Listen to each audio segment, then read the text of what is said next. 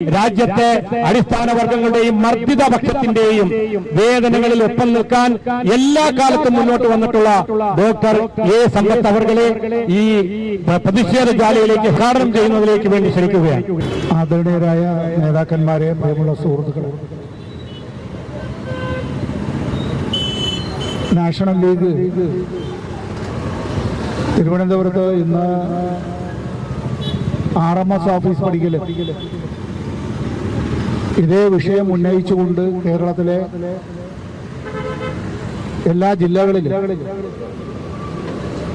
പ്രതിഷേധ ധർണകൾ സംഘടിപ്പിക്കുകയാണ്. ഇവിടെ നിങ്ങളുടെ ബഹുമാന്യരായ നേതാക്കൾ പങ്കെടുക്കുന്നതായ ഈ ഒരു പ്രതിഷേധ ധർണയിൽ നിങ്ങളോടൊപ്പം പങ്കെടുക്കാനും ഔപചാരികമായി ഇന്ന് വൈകുന്നേരം അത് ഉദ്ഘാടനം ചെയ്യാനായി എന്നെ ക്ഷണിച്ചതിനും നന്ദി രേഖപ്പെടുത്തുകയാണ്. ഈ പ്രതിഷേധ ധർണ നിങ്ങളുടെ എല്ലാവരുടെയും അനുമതിയോടുകൂടി ഔപചാരികമായി ഉദ്ഘാടനം ചെയ്തതായി ആദ്യമേ അറിയിക്കുക. 18ാമത് ലോക്സഭയിലേക്കുള്ള തെരഞ്ഞെടുപ്പ് കഴിഞ്ഞു. പുതിയ ലോക്സഭ രാഷ്ട്രപതിയുടെ വിജ്ഞാപന പ്രകാരം നിലവിൽ വന്നു. പുതിയ യൂണിയൻ ഗവൺമെന്റ് സത്യപ്രതിജ്ഞ ചെയ്തു. പുതിയ സ്പീക്കറുടെ തെരഞ്ഞെടുപ്പ് അടക്കമുണ്ടായി. പക്ഷെ അപ്പോഴും ആൾക്കൂട്ട കൊലപാതകങ്ങൾ തുടരുകയാണ്. മോബ് ലിഞ്ചിങ് എന്ന് ഇംഗ്ലീഷിൽ പറയുന്നതായ ഈ ആൾക്കൂട്ട കൊലപാതകം സുപ്രീം കോടതി തന്നെ പല തവണ ഇന്ത്യ ഗവൺമെന്റിനെയും വിവിധ സംസ്ഥാന ഗവൺമെന്റുകളെയും ശാസിച്ചതാണ്.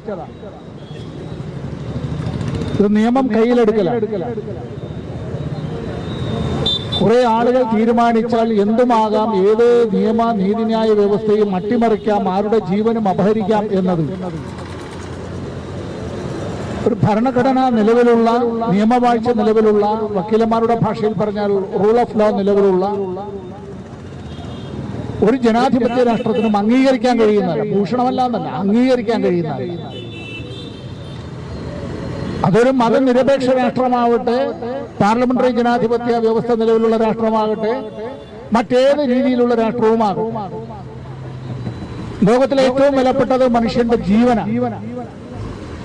മനുഷ്യന്റെ ജീവൻ രക്ഷിക്കാൻ വേണ്ടിയുള്ള വലിയ പോരാട്ടങ്ങളാണ്, പരിശ്രമങ്ങളാണ് എല്ലായിടത്തും നടക്കാറുള്ളത്. സാന്ദർഭികമായിട്ടാണെങ്കിലും പറയട്ടെ, നാഷണൽ ലീഗ് പ്രതിഷേധ ധർണ നടത്തുന്നതിന്റെ ഏതാനും മീറ്ററുകൾ മാറിയാണ് ജോയി എന്നൊരു ചെറുപ്പക്കാരൻ മാലിന്യ കൂമ്പാരത്തിനിടയിൽ ഒരു ഭീകരമായ വെള്ള പാച്ചിലിൽ അകപ്പെട്ടുപോയി.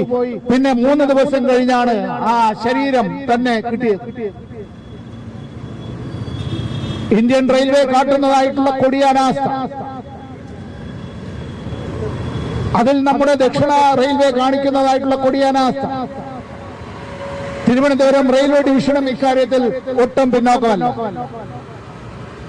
നമ്മൾ ഈ നിൽക്കുന്നവിടെ നിന്ന് ഏതാനും ഒരു കുറച്ച് വാര അപ്പുറത്ത് മാത്രമെന്നൊന്ന് തുടങ്ങി ഏതാണ്ട് 117-118 മീറ്റർ വരുന്നതായിട്ടുള്ള ഞങ്ങളുടെ ഈ തിരുവനന്തപുരം ഭാഷയിലൊക്കെ കലിങ്കെന്നൊക്കെ പറയും.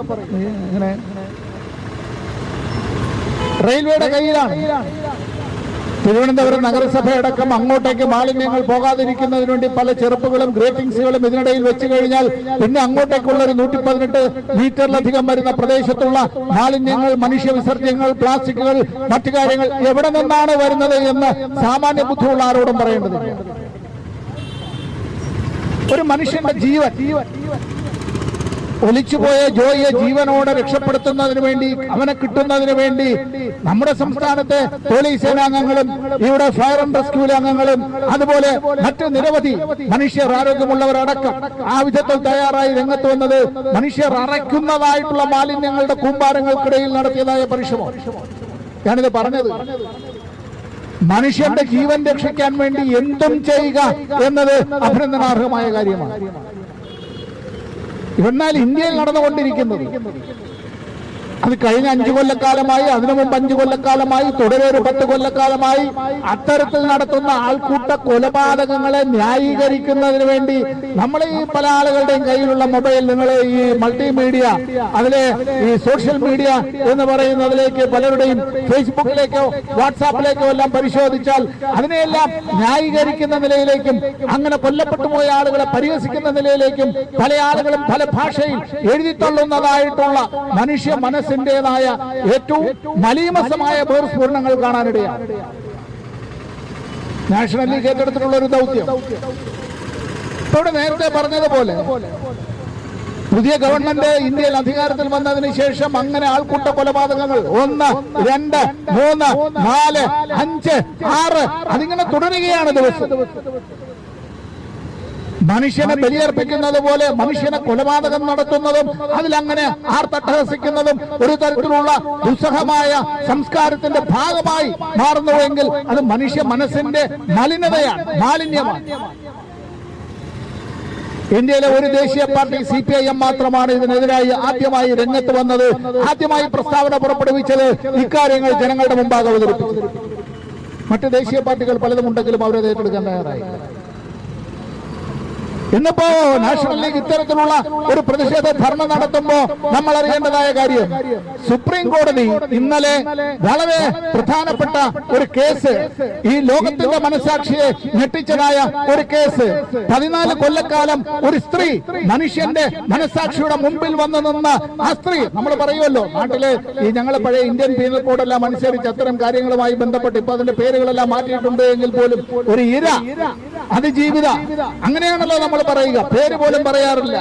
ആ സ്ത്രീ പറഞ്ഞു, ബിൽക്കിസ് ബാനോ ഹോ, ഞാൻ ഇന്നാരാണ് എന്ന് വെളിപ്പെടുത്തിക്കൊണ്ട് ആ സ്ത്രീ നടത്തിയ പോരാട്ടം സഖാവ് സുഭാഷിണി അലി, CPM-ന്റെ പോളിറ്റ് ബ്യൂറോ അംഗമായ സഖാവ് സുഭാഷിണി അലി, ക്യാപ്റ്റൻ ലക്ഷ്മിയുടെ പുത്രി, CPM-ന്റെ പോളിറ്റ് ബ്യൂറോ അംഗം, 14 കൊല്ലക്കാലം ഈ പറഞ്ഞ ബിൽക്കിസ് ബാനു നടത്തിയ പോരാട്ടത്തിന് നൽകിയ പിന്തുണ. അതുകൊണ്ടാണല്ലോ ആ സ്ത്രീ ഇന്നും ജീവിച്ചിരിക്കുന്നത്, ആ സ്ത്രീക്ക് ഇന്നും പോരാട്ടത്തിനുള്ള കരുത്ത് നൽകാൻ കഴിയുന്നത്. സുപ്രീം കോടതി ആ കേസിൽ ചോദിച്ചു. ഇന്ന് എത്ര പത്രങ്ങളിൽ ഇത് വന്നിട്ടുണ്ട് എന്നറിയില്ല. കൂട്ടബലാത്സംഗത്തിന് വിധേയമാക്കി ആ കുടുംബത്തിലെ അവരുടെ ആളുകളെ കൊലപ്പെടുത്തി, അവരുടെ കുഞ്ഞിനെ അടക്കം കൊലപ്പെടുത്തി, തട്ടഹസിച്ച് നടന്ന കൊലപാതകികൾ, ആ കൊലപാതകികൾക്ക് ഗുജറാത്തിലെ ഗവൺമെന്റ് നൽകിയതായ ആ കള്ളം പറഞ്ഞുകൊണ്ട് നൽകിയതായ കോടതിയിലെ രേഖകൾ, അങ്ങനെയാണല്ലോ അവർ ജാമ്യത്തിൽ ഇറങ്ങിയത്. ജാമ്യത്തിൽ ഇറങ്ങിയ ആളുകളെ അവരെല്ലാം പൂവിട്ട് പൂജിച്ച്, അവരെല്ലാം വരവേറ്റ്, ആ നേതാക്കളടക്കം പങ്കെടുത്തുകൊണ്ട് പൊതുയോഗങ്ങളിൽ സ്വീകരണം നൽകി. സുപ്രീം കോടതി ആ കേസ് പിന്നീട് ഗൗരവമായി എടുത്തപ്പോ അവരെ മുഴുവൻ ആളുകളെയും ജയിലിലേക്ക് അടക്കാൻ തീരുമാനിച്ചു. അങ്ങനെ ജയിലിൽ അടയ്ക്കപ്പെട്ട പ്രതികൾക്ക് ജാമ്യത്തിന് വേണ്ടി, അവരെ വീണ്ടും വിടുതലിന് വേണ്ടി ഈ കോടതിയിലേക്ക്, സുപ്രീം കോടതിയിലേക്ക് വന്നത് ഇന്നലെ സുപ്രീം കോടതി ചോദിച്ചിട്ടുണ്ട്, എന്താണ് ഇവിടെ നടക്കുന്നത്? നിങ്ങൾ നിയമം, നീതിന്യായ വാഴ്ചയെ നിങ്ങളൊരു ഇത്തരത്തിൽ നിങ്ങൾ എങ്ങനെ അപഹസിക്കുകയാണോ, ഇത് പരിഹസിക്കുകയാണോ? സുപ്രീം കോടതി ചോദിക്കുക. ഇത് നടന്നിട്ട് മണിക്കൂറുകളായിട്ടുള്ള സുപ്രീം കോടതിയുടെ ഇത്തരത്തിലുള്ള പരാമർശം വന്നിട്ട് തീരുന്നില്ല. ഉത്തരേന്ത്യയിൽ വലിയ ഒരു തീർത്ഥയാത്ര നടക്കുന്ന സമയമാണ്.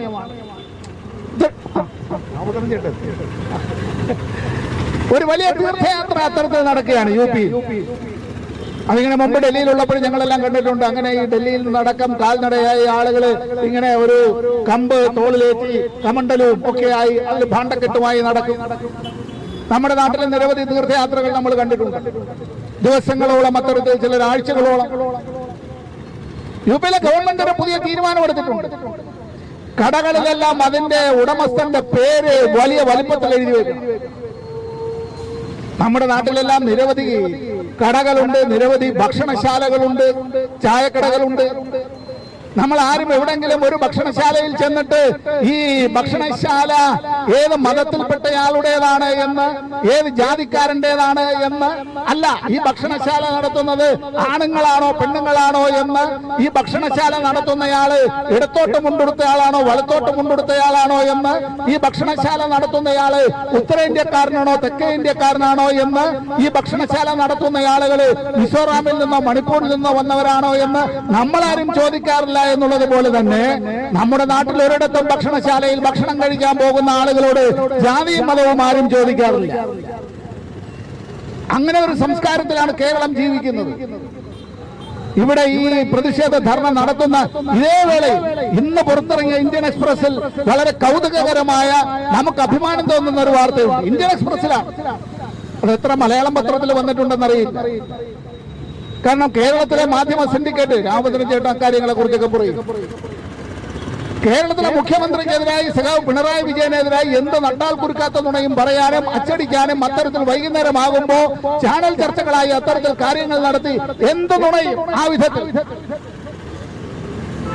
പക്ഷെ ഇന്ന് ഇന്ത്യൻ എക്സ്പ്രസിൽ ഒരു വാർത്തയും കേരളത്തിലെ വിവിധ സർവകലാശാലകളിൽ പഠിക്കാനായി വിദേശത്ത് നിന്ന് കുട്ടികൾ ഈ കേരളത്തിലേക്ക് വരികയാണ്. എന്തിനേറെ പറയുന്നു, ഡൽഹിയിലെ കോളേജുകളിൽ പഠിച്ചിരുന്ന കുട്ടികളടക്കം കേരളത്തെ പറ്റി കേട്ടിട്ട് കേരളത്തിലേക്ക് പഠിക്കാൻ വരികയാണ്. IIT Indian institute of technology എന്ന് പറഞ്ഞാൽ ഏറ്റവും സമർത്ഥരായ മിടുക്കരായ കുട്ടികൾ പഠിക്കുന്നതാണ്. അവിടെ അഡ്മിഷൻ കിട്ടിയ കുട്ടികളടക്കം വിദേശത്ത് നിന്ന് വിവിധ രാഷ്ട്രങ്ങളിലെ ആൺപിള്ളേരും പെൺപിള്ളേരും കേരളത്തിലേക്ക് പഠിക്കാൻ വരികയാണ്. ആ കുട്ടികൾ പറഞ്ഞിട്ടുള്ളത് ഇന്ത്യൻ എക്സ്പ്രസിലെ ലേഖകൻ എഴുതിയിരിക്കുക. ആ പെൺകുട്ടികളും ആൺകുട്ടികളും പറഞ്ഞത്, ഞങ്ങൾ ഇവിടെ വരുമ്പോ ഞങ്ങളെ സഹോദരനെ പോലെ സ്വീകരിക്കാനും ഞങ്ങളുടേതായ ഭക്ഷണ രീതിയും ഞങ്ങളുടെ വേഷവിധാനവും അതെല്ലാം തന്നെ സഹോദര തുല്യമായി അംഗീകരിക്കാനും അവരോടൊപ്പം ഇടപെടാനും അവരോടൊപ്പം ഞങ്ങളെ ചേർക്കാനും അങ്ങനെ കഴിയുന്നതായ നല്ല ഒരു മാനസികാവസ്ഥ അത് കേരളത്തിലാണ് ഞങ്ങൾ അനുഭവിച്ചത്.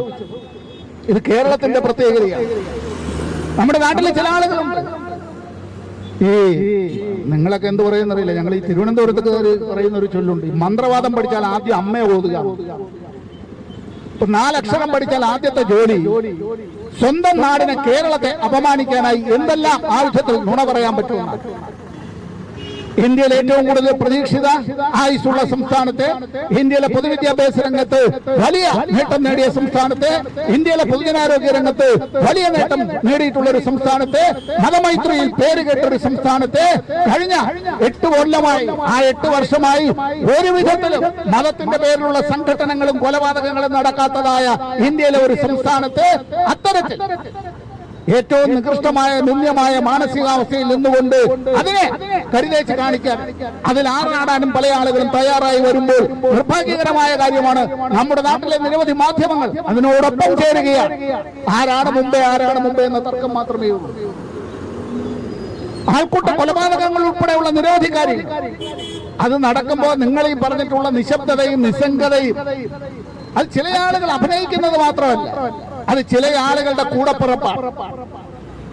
അങ്ങനെയുള്ള നിസ്സംഗത, അങ്ങനെയുള്ള നിഷ്ക്രിയത്വം, അങ്ങനെയുള്ള നിശബ്ദത. ഞാൻ എന്റെ ഉദ്ഘാടന വർത്തമാനം നിർത്തുന്നതിന് മുമ്പ് പറയട്ടെ, ഒരുപാട് ഇംഗ്ലീഷിലെ ഒരു ചൊല്ല, ഇംഗ്ലീഷിലെ ചൊല്ല് many have eyes but do not see. പലർക്കും കണ്ണുകളുണ്ട് പക്ഷെ അവർ കാണുന്നില്ല. അഥവാ കണ്ണുകളുള്ള പല ആളുകളും പലതും കണ്ടാലും കണ്ടില്ല എന്ന് ഭാവിക്കുകയാണ്. പല ആളുകൾക്കും ശ്രവണേന്ദ്രിയങ്ങൾ കാതുകളുണ്ട് പക്ഷെ അവർ പലതും കേൾക്കുന്നില്ല, അഥവാ കേട്ടാലും കേട്ടില്ല എന്ന് ഭാവിക്കുകയാണ്. ഇതാണ് രാജ്യത്ത് ഇന്ന് നടന്നുകൊണ്ടേയിരിക്കുന്നത്. ഇത്തരത്തിലുള്ള പ്രവർത്തനങ്ങൾ ചോദ്യം ചെയ്യപ്പെടണം. ആ നിശബ്ദതയെ ഭഞ്ജിക്കാൻ കഴിയണം. ആ നിസ്സംഗതയെ കീറി മുറിച്ചു മാറ്റാൻ കഴിയണം. ആ അഭിനയിക്കുന്നവരുടെ അഭിനയത്തെ സമൂഹത്തിന്റെ മുമ്പിൽ ആ പൊയ്മുഖങ്ങളെ ഒളിച്ചു കാട്ടാനായി കഴിയണം. നമ്മൾ നടത്തുന്നതായിട്ടുള്ള ഇത്തരത്തിലുള്ള പ്രതിഷേധം, ആ പ്രതിഷേധം ഈ നാട്ടിലെ ജനങ്ങൾക്കിടയിലേക്ക് ഞങ്ങൾ ഇത് ചോദ്യം ചെയ്യുന്നു എന്നത്, നിങ്ങൾ നാഷണൽ ലീഗ് ഒരു വലിയ പാർട്ടിയാണ് എന്ന് നിങ്ങൾ ഒരിക്കലും അങ്ങനെ ഇന്ത്യയിലെ വലിയ പാർട്ടികൾ, കേരളത്തിലെ വലിയ പാർട്ടികളുടെ മുമ്പിൽ നിങ്ങൾ പറഞ്ഞു. ഇത് രാഷ്ട്രീയ പാർട്ടിയാണ്. രാജ്യത്തെയും നാട്ടിലെയും പ്രധാനപ്പെട്ട വിഷയങ്ങൾ ഏറ്റെടുത്തുകൊണ്ട് നിങ്ങൾക്ക് അങ്ങനെ പങ്കെടുക്കാൻ കഴിയുമ്പോൾ നിങ്ങൾ എത്ര പേര് പങ്കെടുത്തു എന്നത്, നിങ്ങൾ ഈ രാജ്യത്തെ എത്ര വലിയ പാർട്ടിയാണ് എന്നുള്ളതല്ല വിഷയം. കാരണം ഞങ്ങൾ 400-അപ്പുറത്തേക്ക് കടക്കുന്നു എന്ന് പ്രഖ്യാപിച്ചുകൊണ്ട് തെരഞ്ഞെടുപ്പിന് വന്ന ചില ആളുകളുണ്ട്. ഇന്ത്യയുടെ ഭരണഘടന ഞങ്ങളിത് മാറ്റുമെന്ന് പ്രഖ്യാപിച്ച ചില ആളുകളുണ്ട്. രാഷ്ട്രീയ സ്വയം സേവക സംഘത്തിന്റെ ശതാബ്ദി വേളയിൽ 2024 ആകുമ്പോൾ ആ വിധത്തിൽ രാഷ്ട്രപിതാവിനെ പോലും മാറ്റുന്നതിന് വേണ്ടിയുള്ള പരിശ്രമങ്ങൾ രാഷ്ട്രപിതാവിന്റെ ഘാതകനെ വാഴ്ത്തുന്നതിന് വേണ്ടിയുള്ള പരിശ്രമങ്ങൾ ഒക്കെ നടത്തിയ ആളുകളുണ്ട്. ഇന്ത്യൻ ഭരണഘടനയെ സംരക്ഷിക്കാനും ഇന്ത്യൻ ജനാധിപത്യത്തെ സംരക്ഷിക്കാനും മതനിരപേക്ഷത സംരക്ഷിക്കാനും ഇന്ത്യയിലെ ജനങ്ങൾ ആ മുദ്രാവാക്യം ഏറ്റെടുത്തത് കൊണ്ടാണ് ഇക്കഴിഞ്ഞ തെരഞ്ഞെടുപ്പിൽ BJP ഒറ്റയ്ക്ക് ഭൂരിപക്ഷം ലഭിക്കാതെ പോയത്. അതുകൊണ്ടാണ് അടൽ ബിഹാരി വാജ്പേയിയുടെ ഗവൺമെന്റിന് ശേഷം BJPക്ക് ആദ്യമായി അത്തരത്തിലൊരു മുന്നണി രാഷ്ട്രീയത്തിലേക്ക് വരേണ്ടതായി വന്നത്. അതുകൊണ്ടാണ് ഇന്ത്യയിൽ മതനിരപേക്ഷ ശക്തികൾ പോരാട്ടങ്ങളെ തുടർന്നാണ് കരുത്താർജിച്ചത് എന്ന് മറന്നു പോകുന്നത്. രാഷ്ട്രീയത്തിൽ ടിപ്പണി വിദ്യകളൊന്നുമില്ല. മാധ്യമങ്ങളല്ല അജണ്ടകൾ തീരുമാനിക്കാൻ കഴിയുക. നടത്തിയതായ കർഷകരുടെ പ്രക്ഷോഭങ്ങൾ, കർഷക തൊഴിലാളികളുടെ പ്രക്ഷോഭങ്ങൾ, വിദ്യാർത്ഥികളുടെ പ്രക്ഷോഭങ്ങൾ, തൊഴിലില്ലാത്തവരുടെ പ്രക്ഷോഭങ്ങൾ, സർക്കാർ ജീവനക്കാരുടെ പ്രക്ഷോഭങ്ങൾ, ഈ നാട്ടിൽ അത്തരത്തിൽ നടന്നതായ ചെറുതും വലുതുമായ പ്രക്ഷോഭങ്ങളുണ്ട്. രാമഭദ്രൻ ചേട്ടൻ അടക്കം നിൽക്കുമ്പോൾ ഞാൻ പറയട്ടെ, തമിഴ്നാട് ഉൾപ്പെടെയുള്ള പല സംസ്ഥാനങ്ങളിൽ ക്രൂരമായ ജാതി വ്യവസ്ഥക്കെതിരായി മതനിന്ദക്കെതിരായി നടത്തിയിട്ടുള്ള വലിയ പോരാട്ടങ്ങളുണ്ട്. മതിലുകൾ തിരിച്ചുകൊണ്ട് മനുഷ്യന്റെ മനസ്സിൽ മാത്രമല്ല നമ്മുടെ നാട്ടിൽ പൊതുവഴികളിൽ അത്തരത്തിൽ അങ്ങനെ മതിലുകൾ തീർത്തിരുന്ന ഒരു കാലം, പൊതുവഴിയിൽ നടക്കാൻ കഴിയാതിരുന്ന ഒരു കാലം, അങ്ങനെയുള്ള കാലം ഇന്ത്യയിൽ ഇന്ന് പലയിടത്തും ഉണ്ടോ എന്നുള്ള കാര്യം മറന്നു പോകരുത്. അതിനെതിരായിട്ടുള്ള പോരാട്ടമടക്കം അങ്ങനെ നടത്തിയത് അതാണ്. ഇന്ന് ലോകത്തിലെ പല രാഷ്ട്രങ്ങളിലുമുള്ള ആളുകൾ ഇന്ത്യയെ പറ്റി പറയുന്നത് ഇന്ത്യയിലെ ജനങ്ങളാണ് സൂപ്പർമാൻ എന്നത്. ഇന്ത്യയിലെ ജനങ്ങളാണ് സൂപ്പർമാൻ എന്നത്. ഇന്ത്യയിലെ ഈ 138 കോടി ജനങ്ങൾ, അവരിൽ വോട്ടവകാശമില്ലാത്ത കുട്ടികളടക്കം അത്ഭുതങ്ങൾ സൃഷ്ടിക്കുന്നവരാണ്. ആ അത്ഭുതങ്ങൾ സ്വയമേവ ഭൂമിയിൽ നിന്ന് മുളച്ചു വരുന്നതല്ല. ആ അത്ഭുതങ്ങൾ മാനത്തു നിന്ന് താഴേക്ക് ഇറങ്ങി വരുന്നതല്ല. ആ അത്ഭുതങ്ങൾ നമ്മൾ സൃഷ്ടിക്കുന്നതാണ്, ജനങ്ങൾ സൃഷ്ടിക്കുന്നതാണ്, മനുഷ്യൻ സൃഷ്ടിക്കുന്നതാണ്. മനുഷ്യന്റെ ഇച്ഛാശക്തിയാണ് ലോകത്തിലെ ഏറ്റവും വലിയ ശക്തി. അത്തരത്തിലുള്ള ഒരു പോരാട്ടം, അതിന്റെ ഭാഗമായി നാഷണൽ ലീഗ് ഇവിടെ സംഘടിപ്പിച്ചിട്ടുള്ള ഈ പ്രതിഷേധ ധർണയെ ഞാൻ കാണുകയാണ്. നിങ്ങളുടെ സംസ്ഥാന നേതാക്കളടക്കം നിരവധി ആളുകൾ ഉള്ളതാണ്. അപ്പോഴാണ് എന്നെ ഉദ്ഘാടനത്തിനൊക്കെ ക്ഷണിച്ചത്. അവരോടടക്കം നന്ദി രേഖപ്പെടുത്തിക്കൊണ്ട് ഞാൻ എന്റെ ഉദ്ഘാടന പ്രസംഗം ചുരുക്കുകയാണ്. അഭിവാദ്യങ്ങൾ നേരുകയാണ്. എല്ലാവർക്കും ഒരിക്കൽ കൂടി നന്ദി.